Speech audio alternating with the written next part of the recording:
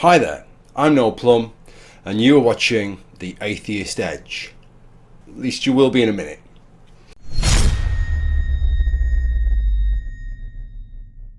You talked about pangolin. I did not know what a pangolin is. I'm glad you brought Hmm. that up because I would like to look that up. Because Okay. I know about the Archaeopteryx, which is kind of a transition. You know, a lot of the earlier flying reptiles had feathers, and so I use that one all the time. And Tiktaalik, which is the one that it took 6 expeditions up to somewhere in Canada. I forget, but it took 6 tries. They knew where to look. They knew what they Hmm. were looking for. They had never seen it ever. That's the beauty of science, Alberta. that predictive quality, to be able to know and to try and fail 6 times and then finally find what you're looking for, which is a lobed fin, basically a fish with legs, which is awesome. Mhm. That's Tiktaalik. Yep, Tiktaalik. Wasn't Yep. Tiktaalik in Antarctica? It was even more No, I think it was Canada. remote. Okay. Oh, yeah. Did you have something? I was going to ask Courtney if you'd like to come on the show too. And Oh, always, yeah. I also do In Time still, yeah, and I've been on a lot of different atheist things. I've seen It's so much fun. I really love talking about all of these topics, and I've also met people that don't even know that the atheist community is there, which I was there a long time ago. why I do what I do.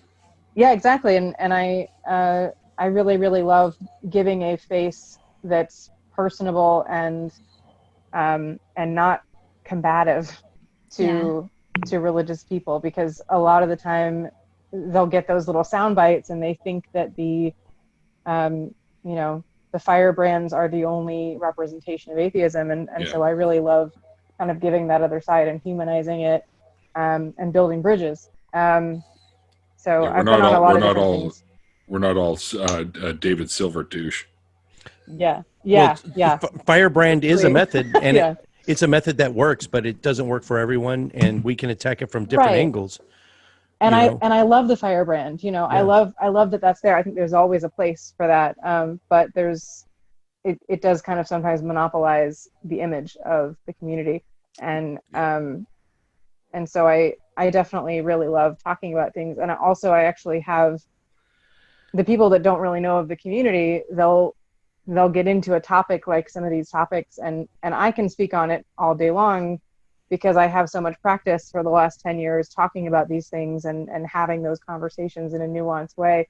And people are like, how do you just have that, all these things to shout off and like all these stuff. And it's like, well, I've been part of this community for 10 years, and I get a lot of practice because people are gracious enough to let me talk on their channels. So Before you go, Courtney, so it's not a superpower. I want to let everyone know. Earlier, you were talking about your experiences in India. We have an entire episode about that. The title of the episode escapes me, but if you go to YouTube and search Atheist Edge and Auroville, Auroville, Oh no, you'll get you that can episode. see it. Yeah, You can see a baby Courtney on Atheist Edge from 3 years ago. That is more than 3 years ago. I think Oh, that yeah. is like Maybe some three of and a the half. We started. earliest. Yeah. Yeah, So that's some of yeah, the earliest like YouTube content that I ever did. Like I it's haven't been great. on YouTube that long, and so that is a baby atheist YouTubing Courtney. But it was a great episode. I mean, it's enlightening. It was fun, entertaining. So go and watch that. It's Courtney's adventures in living on a cult compound in India. So that was cool. Yeah, a little bit. Okay, Very cool. That was so crazy. Organic banana guava jam is really good. ooh. So, All right, Courtney, anyway, take care. I'll let you guys go. Thanks. Who was talking about Wichita Falls and how progressive it was, and then Jeffress tried to come in and change Okay, it. I'm not going to say Wichita Falls is progressive. The city itself is not progressive, but for some weird reason, the people who run the library are progressive, or at least they believe in expansive network of literature for the community to Well, have. that is great. Because I've been to libraries here in Arlington where I'm like, okay, where's the science literature? Where's Richard Dawkins? And it's just not there. Granted, like, in DFW, there's some smaller libraries and there's bigger libraries. So I go to the smaller libraries and they don't have as much of a selection. Whereas in Wichita Falls, it's just one library. So everything is just there at the library. But Yeah, in my experience, they've got a lot of stuff. They don't really seem to be like, oh, we're not going to carry that kind of book, or we don't think that way, so we're not going to do that. There's lots of atheist literature there, and so, like I said, you can look up. I don't remember the name of the article, but there's a New York Times article about it. It was from May 1998, and it was about Robert Jeffress, how he went to the Wichita Falls Public Library and purchased these gay children's books, and he gave the library the money for them. I mean, he checked them out and then gave the library the money for them because he said he wasn't going to give them back, but then the library just got many more of them to, say, like, we're going to still make sure that this is provided to the community. So, yeah, I wouldn't say that the city is progressive at all, but for some reason, the people who run the library seem to be. Okay. Well, I was just going to point out that there's one more progressive thing that came out of Wichita Falls. That's where I was conceived. So that's all I was going to say. Yeah. Okay. Right in the falls, or? Well, no, I moved around a lot. I was an Air Force brat, but we came back to Wichita Falls when I was real young, but I was old enough to remember, and I would have to go back and look, but 7 tornadoes hit Wichita Falls one day. And I remember seeing them. Yep, Terrible Tuesday. Yeah. Oh, you remember it? It was actually. I wasn't born, but people still talk about it. It wiped out the mall. There's one mall, so it wiped out the mall, and yeah. Okay, so it's not a false memory. So it really did happen. So I remember the 7 tornadoes like forming out of the clouds and hitting and touching down. I remember seeing it with my own eyes. It was crazy. I didn't know there was a name for it. Terrible Tuesday, really? Terrible Tuesday. Look it up. Yeah, people still talk about it all the time. Wow. 70s. My mom was really young, but yeah, it just tore up the town. Okay. Yeah, but I guess that's something we have in common. And I guess Neil asked if it's actually on the falls. I'm not sure. Actually, I am sure. I do know where the name comes from. It's from the Wichita Native American tribe. But there is a man-made falls there. It's super underwhelming, though. It's very, very small. It's like right off the highway, so it's very much like just something you drive by and look at. It almost, it's nothing. It's super underwhelming. Blink, you miss it. Yeah, but it's actually, the town is actually named after the Wichita Indian tribe, and I think there's some falls maybe nearby that once was at one point. Sure. Yeah, I don't remember seeing any falls there actually, but once I've seen Ocho Rios in Jamaica, so anything pales in comparison anyway. You know what? I'm probably too young to remember, but I think what's the big one? Niagara Falls. Yeah, I think I've been there, but I don't remember it. Yeah, I've been there once, long time ago. You're on the opposite side of the country, aren't you? You're on the west. Yeah, we're on the coast. Canadian side. We got the little bit of it. You guys got most of it on your side. Oh, right. My last thing I had saved was for Lilandra. When she was talking about evolution and how to properly explain to these people that don't understand, and they try to differentiate micro and macro evolution, and and they just can't seem to even have a basic concept of it. I'm going to tell you one of my go-to ways to try to cram it in their brain, and you tell me if it's effective and if you can think of a better way. All right. When they say they can't understand speciation, meaning a species becoming another species. Allele frequencies changing over time. Yes. Well, of course, they're never going to understand that, Neil. I try to break it down potato head style for them, right? So I have this graphic, and it's basically white on this side, and it fades to black over here, right? And it's like a 12. It's high definition, lots of pixels, right? And so I'll post it in whatever chat someone's talking about, and I'll have them click on it, and I'll say, please tell me tell me the exact pixel that black becomes white. And so what I'm trying to get at is change is so slow, you can't really point it. You can't pin it down to an exact pixel on the screen. It's just black becomes white. That's obvious. I can see the picture, but you can't really pinpoint exactly which pixel did black become white. Yeah, that's a good way to get people to understand. What I've seen a lot of people saying is evolution isn't a ladder. It's a bush. It's a flowering bush. So it's not like step, between crocodile and duck. It's a branching. Also, one of the main problems I had was understanding time, deep time. I'm embarrassed that I said to my brother deconverted in his 20s. And so I said, so you believe that we came from monkeys? And I thought it was funny. And I was in my 20s, and I don't seem like that person now, but I was that person. And he's like, no, like, we didn't like stumble out of the jungle, you know, from coming from monkeys. And all of a sudden there was a person. Like, there's more time involved than that. Many different models. People have a tendency to think of it as like that, you know, and it's not there. It's not so quick. And the example you used with the gradient, that's a good example. Maybe that might have helped me to understand to slow down a little bit. It doesn't happen just like that. Like when I was working at a public school, my young daughter was in the after school program while I was tutoring kids, and they had a pastor running it, and the pastor was telling the kids, when I say let there be a dinosaur, you repeat, let there be a dinosaur. So he had my child and everybody else, my 4-year-old at the time child, repeating, let there be a dinosaur, just like that. And it isn't just like that. And people have it's surprising, but people have a hard time, like they get really fixed on what things are like now. And they can't picture them being different. Like they picture crocoduck or dogs giving birth to cats, or and it's not like that at all. It's ridiculous. Charlie has to bounce. So can you you have any upcoming events?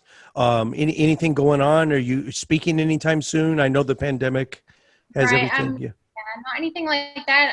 Right now, I'm just working on some events with Planned Parenthood, because I'm on the National Leadership Council for Planned Parenthood and just finished up the Texas Youth Power Fellowship with Planned Parenthood. So just trying to plan some stuff for them, basically just raising awareness around the vote.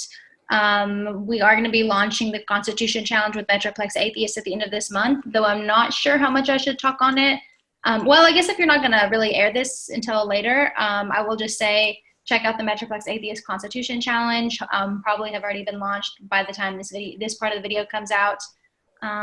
Yeah, I don't think so, other than just thank you so much for having me on, Jim. I know you've invited me before, and schedules just have kind of not been able to line up. But yeah, thank you again for having me. I know when you said yes, I was like, whoa, wow, the stars, all the planets were in line, I guess. The stars are aligning. Which is great. Thank you so much, Charlie. Charlie, where can we find you? Well, I guess I'm on Instagram as _not_Charlie. Let me see. _not_Charlie? Yeah, and then I'm on Facebook as just Charlee Nicole. I am also on Twitter at Charlee Vance, CharleeVance. Okay. But yeah, that's pretty much it. I pretty much do Twitter and a little Facebook. I don't, not so much Instagram, but sure. Okay, well, yeah, you can Reach find out. me. The second one is my Twitter handle, and yeah. Nice to meet you. Nice to meet you. I'll get all that in the description section. Thanks, Charlie. Perfect. Yeah, Neil, you should probably branch into Instagram and do with the cool kids. I would say TikTok, but as of Instagram, yeah. Yeah, Go Lilandra. It was nice to meet you. Nice to meet you too, Charlie. Bye. Bye. Yeah, TikTok would be something I was thinking about branching out into, but it turns out this Sunday it gets turned off in the United States anyway, because TikTok is just going to go the same way as fucking whatever it was, that video one that was out a little while back too. Oh, maybe, but Not you know, last. you have to, you know, it's constantly changing. You have to keep up with it, but TikTok might have been a good avenue, except that, you know, these draconian measures that Trump is by fiat trying to control internet usage, which you know, if you weren't so blind, if you were his base, you weren't so blindly loyal to him, you could see that, you know, these are truly fascist, you know, TikTok and WeChat controlled by China. So we're going to just turn it off. You really don't have that power. That has to be a constitutional, that has to be decided upon. And he just on a whim decides to turn off TikTok and WeChat. Yeah, An American company was going to buy TikTok. Yeah, Walmart. They're still looking into Yeah. doing it. and Trump is still trying to shut it down because of that one embarrassment. He reminds me of Cersei Lannister. Yeah. Like, everything's about him. He doesn't care how many people die, or don't embarrass him. And how could you do that to me? You know, and but he doesn't have the same. He wants everybody to elevate him to his needs and stuff like that. But he doesn't give two shits about anybody else. That's me. Sorry. Oh, I thought that was me. Cersei Yeah. Lannister is a great comparison. Because Trump, he from the get go, if you can step out of the bubble. Oh, here comes mine. Is it an Amber Alert? Yes, it is. Okay, if his base could step out of the bubble and see him for what he really is, it's a perfect comparison because everything he does is what. Will it make me look good? Will it make me look bad? Pandemic's about to hit. There's this many people on a cruise ship parked off the coast of California. I don't want to look bad, so just leave them on the ship to die, basically, because I don't want my numbers to go up. Yeah. When an aide to Mike Pence just came out to say that he said maybe the coronavirus is a good thing because now he doesn't have to shake.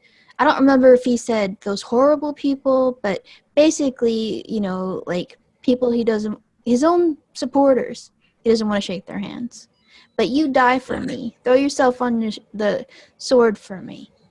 But I'm better than you. He's a horrible, terrible person, and I don't see why people don't see right through it. Oh, what I was going to say earlier, you guys were talking about deep red Texas, dealing with your next door neighbors, basically. So my seasonal job that I'm doing right now, I'm a field supervisor for the census. Occasionally I have to go out with the enumerators and show them the ropes. And so, I periodically go around knocking on doors. And these are people that refused or just didn't get around to doing their census online or by mail. So the chances of them refusing you to your face is very high. I do all the, since I speak Spanish, I do all the Spanish speaking ones and all the dangerous ones because I have no personal concern for my own safety. So I've already been bit by a dog 3 times. I've had to climb over an electric fence. I've had a shotgun pointed at the ground and then one pointed at me. So yeah, dangerous jobs, proceed with caution jobs. So but to get the cell, all I really need is the total number of people that live there on April 1st, right? Everything else is gravy. So I'm just trying to get a number out of you. When I knock on the door, I look around the house. If there's Confederate flags and Trump flags, which inevitably there are, I become a Republican for about 5 minutes. I'll knock on the door. And if he starts talking, this government, and I said, I thought I'm a Trump supporter. And he goes, I am too. So, well, he's running the government right now. This census, he called for this census. You want to do what Trump does, don't you? So I get in there with him. I become a Republican just to try to get them to answer the census. If they're a Democrat and they say, I got privacy issues. I understand that, ma'am. I'm a Democrat as well. And, the census transcends all parties. It's every 10 years, no matter who's in power. And we don't want to know about you. We want to know about the total number of people that live here just to get a count so you can build, every person we count is a better chance to build your roads and infrastructure and your bridges and your schools. But So what I was getting at is when I come to a Christian's house and they have Jesus loves us over the door or, some God, Jesus stuff on yard decorations or who knows what. So I become a Christian for 5 or 10 minutes. And what I did the other day was it was brilliant. And it just came to me. I knocked on the door. They were starting to try to refuse, I think, inconvenient time. I understand you don't have time. And then they said, this whole census thing, I just don't understand what it's all about. What's it for? I said, well, I'm looking around. I see that you're religious. I'm very religious as well. Do you personally know why Joseph and Mary were in Bethlehem when Jesus was born? Why they actually went census? And when I explained to them they were there for to answer a census, boom, you get the interview. I thought it was brilliant. That's a very good tactic, Jim. I have difficulty understanding, and I'm somebody who voted for W and an ex-Republican, the Trump phenomenon, but I keep wondering if Trump was the candidate then, would I have supported him? Like, would your parents have supported him? You know, Oh, that's a good question. it's hard to say because a lot of people decide based on their culture what they're going to follow. We go into motorcycle shops here in Dallas, and nobody's got a mask on. And there's a place called Strokers that Arm was getting his motorcycle fixed at, and it has peace signs everywhere because the owner was once a peacenik hippie, but then they've got a burger named after Trump. Nobody's wearing a mask, and I'm like, why is this? What is going on here? Is it a freedom thing? Like, don't tell me to wear a helmet. I don't like helmet laws. Don't tell me to wear a mask. Like, why can't they see that Trump is the man? Like the people that they would be opposing. He's an authoritarian. Yep. Is there an anti-masker type subculture in Canada as well? We have our share, definitely. I mean, someone that I call a friend I don't think they even grasp the concept of what the coronavirus actually is, because it's just another flu. No, dude, it's not another flu. So yeah, I have to deal with shit like that here too. Yeah. And I school the shit out of them of what it's actually about. And I said, buy a fucking mask and don't be an asshole. Because if you're out there and you happen to be around my mom who's diabetic and 75 years old, and she gets this thing and she dies, I'm coming to your fucking house and I'm going to throw a box of grenades into your fucking living room. With a helmet, it's just you dying maybe. But the mask is like his mother, his diabetic mother. So like you're just being an asshole. It's not like freedom, It's you're being an asshole to other people. Let me ask both of you this. Whoever wants to chime in. Often the most common response, I have lots of anti-masker people that I associate with. And my best their best argument to me is they will talk about the size of the virus versus the size of anything else, and how big in microns it is compared to other stuff that you're breathing. And how do they know? Well, some that they do their back of a cocktail napkin research, and they tried to explain to me that the virus is this virus is so small that a mask wouldn't help anyway. It just passes right through. And I tried it. My answer. Tell me if you can think of a better one. I know that the virus lies in droplets of mucus and saliva. Yep. And if it's carried in the droplets, those droplets are enormous, and that's what gets stopped in the mask. Therefore, the virus gets stopped. Not all of it. Yep. It's not foolproof. Is there a better explanation? Nope. You've got it bang on. It's the droplets that get stopped. And to tell you the truth, you're pretty much, if you're wearing a decent mask, like the surgical ones, or they have these new triple fucking hemp fiber weave ones that they got now, that shit ain't getting through.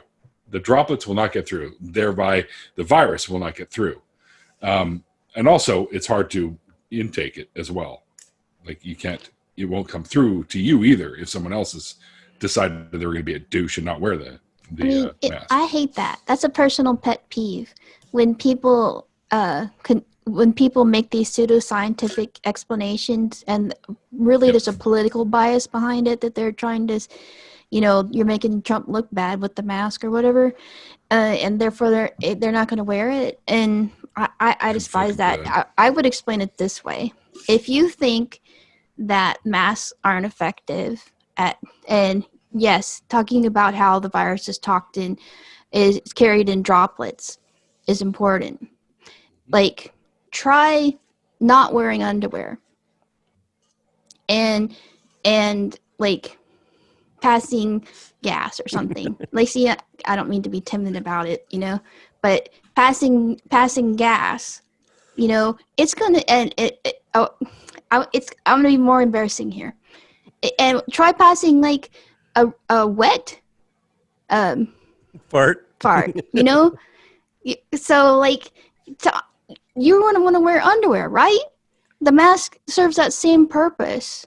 It catches when you sneeze, just like when you pass gas or something. Sometimes there are other things there that the underwear stops. So, I hope I mean, they can get it.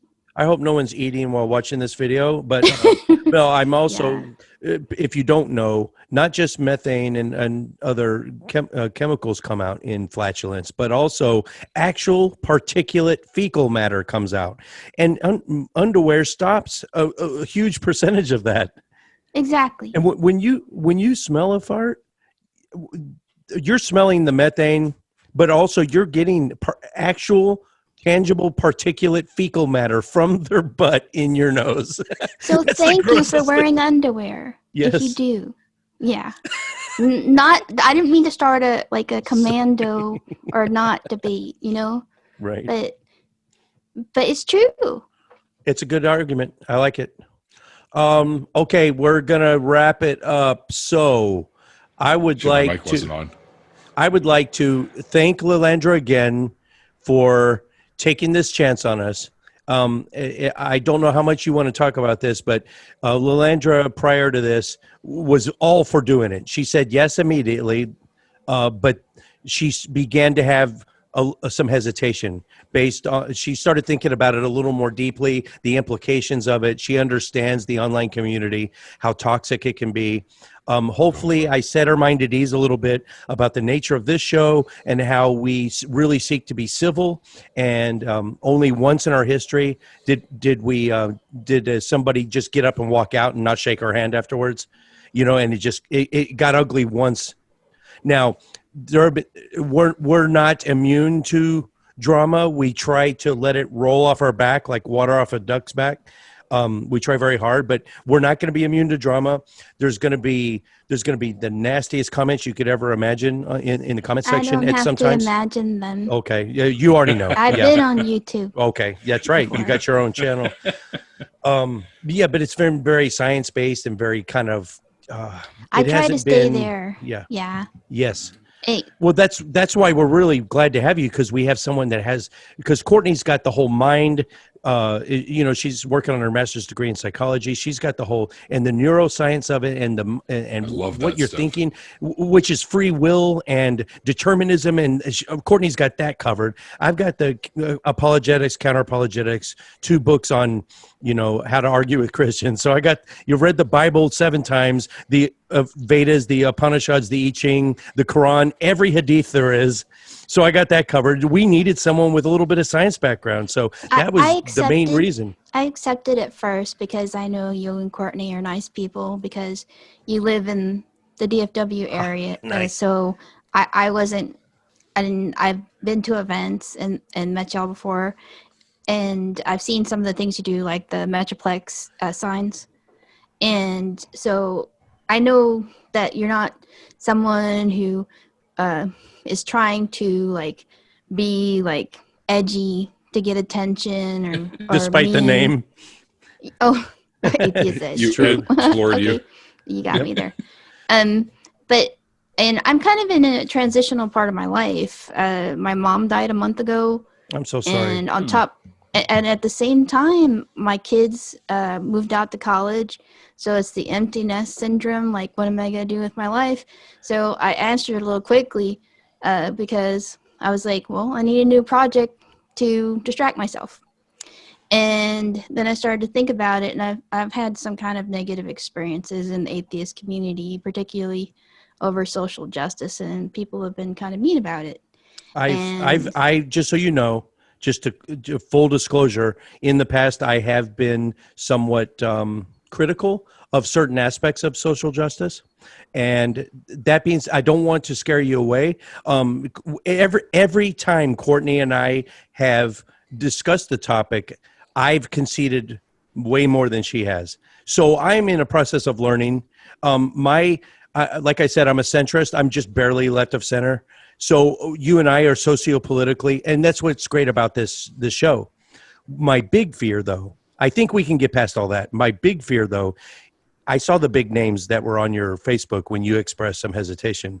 Big names: David Fitzgerald, Jen Aldrich. I mean, just name any YouTube or otherwise atheist were commenting, and most of them were, "Be careful if you do this," which is great. I like that. Some were just flat out, "Don't do it. It's a shithole. You're going to get hurt." And I just want I want you to ignore that. No, I don't want you to ignore it. I want you to at least give it a go. And B, when you hear about anything when you dig deeper into this show and you see the Steve McRae drama, when you see the Cheshire Vic drama that we have been trying to avoid and distance ourselves from, when you hear their side of it, I don't want you to villainize me. I want you to hear me out. If there's what I'm saying is, if there's anything about this show that makes you go, "Ooh, what did I sign up for?" I want to be able to explain myself first.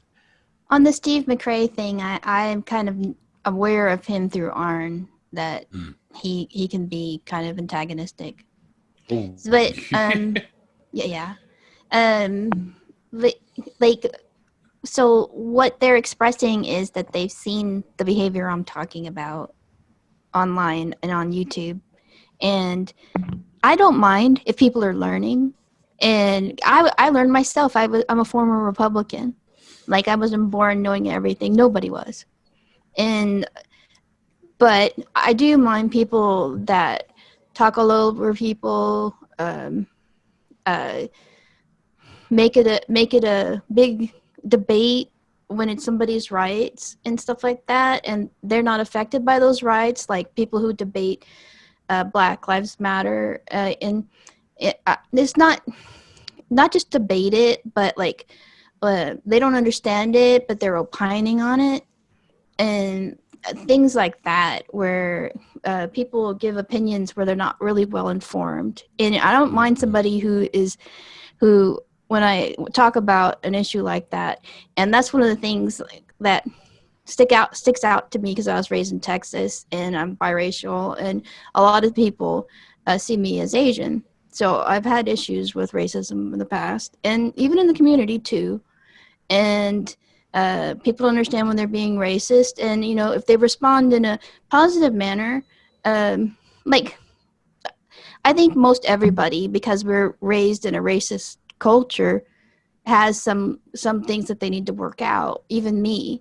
So as long as you work on those, I'm not judgy. I'm not quick to like write people off. I've talked to people that I shouldn't have, that I won't name names, trying to convince them about things, and they turned out later to be a waste of my time. So Neil, the 604 Atheist, what are the last couple of I admittedly have not been following your recent stuff. So what have you been up to lately, and what can we look forward to? Well, as you know, I do the deconversion stories on my channel. Myself and I guess you could say I'm kind of a co-founder now of Canadian Atheists. My friend Randolph Richardson is the president of Canadian Atheists, and I am the community advocate for Canadian Atheists. And we are also starting up our own call-in show, very much like Truth Wanted, Talk Heathen, Atheist Experience, The Line, etc. It'll be called True North Talk, and we're going to be doing the same thing, but we actually do want to speak with atheists as well as believers of whatever, like anything, like even if you believe in Bigfoot, like more the Truth Wanted side, where we'll talk about aliens, we'll talk religion, anything like that. So that's coming up in a couple of months, and I'm just carrying on with my deconversion stories, Mondays, Wednesdays, and Saturdays. The weekdays, of course, are at 4 p.m. Pacific time, and the Saturdays are at 6 p.m. Pacific time. And it looks like I found myself a couple of new victims. I mean, people to interview. Networking. I noticed that. That's awesome. It's all about networking. And Thomas Westbrook was right all those years ago when he came to my house and gave me tips on audio normalizing. And the biggest tip I ever got as a young YouTuber was a rising tide raises all the boats. And that stuck with me to this day. There is no, my wife, even, we were having this conversation today. I was talking about the toxicity in the atheist community, and she goes, it's because you're all trying to scratch each other's eyes out to get number one. No, I said, no, competition is not even on the list of things that's causing this. It's socio-political, ideological. It's absolutely, and one thing that we can put a badge on us is that we're not trying to outdo each other. That's one good thing we have going for us. We're trying to support each other. Yeah, exactly. I wanted to say that I've seen that too, that it is a very supportive community too. But I just also want to add that there have been things where people have been awful in the social political things, like this, the elevator gate thing, and that goes a ways back. Like, people got really, really mad about that. And Arn happened to be at the hotel where that happened at the time. And her just saying, hey, don't follow me into an elevator at 4:00 in the morning. A lot of, mostly YouTube atheists that I saw got super upset about that. And Lilandra, this would be I'm going to write this down. This would be a great full topic to talk about the events of July 2011 in Dublin, Ireland, because I would love to just hear your side of it. And I was part of that European Atheist Conference the following year in Cologne, Germany in 2012, and seeing its infancy, like the changes in the atheist community from that 2011, 2012. So we're going to table that, and I want to hear your side of it. We're not going to agree. I'm just going to tell you, we're not going to agree on everything, but just so you know that. Well, just so you know, I have opinions that sometimes are unpopular. You know what? You're in the right place, my friend. Yeah. Because that's what Atheist Edge is all about. Unpopular opinions. Like, the other example is, I've had black friends who are atheists, and people invited one of them to a debate, at one of the cons, I'm not going to name it, about being black and about discrimination, and they're debating them on whether it happens or not. They're not there to support them. And this is the kind of behavior I'm talking about. Perception is not reality, but if you're feeling it, there is something that needs to be addressed. So for the sake of argument, let's just say that there is no racism, but if they're feeling it, it still needs to get addressed. Now we have to decide. To argue if there is racism is kind of juvenile, in my opinion. But especially if you don't experience it and you're arguing that it doesn't exist. Exactly. Yeah. Yep. Okay, Neil, do you have any other plugs where can we find you? Are you YouTube /Neil the 604? Yep, Neil the 604 Atheist on YouTube. Also at 604 Atheist on Twitter. I just use my name on Facebook. It's Neil Bernstein, and you can find me there. And I do have an Instagram, and I follow a few friends and family members, but that's about it. I don't really post anything. Yeah, I don't even know what my Instagram handle is, so I couldn't tell you. But I think it's just my name again. But yeah, that's pretty much where you can find me. I also have a Discord, the 604 Neil the 604 Atheist Discord, that people can jump on. The link to do that is in the description of all my videos, so you can do that there as well. Okay, guys, thank you, and we'll see you again.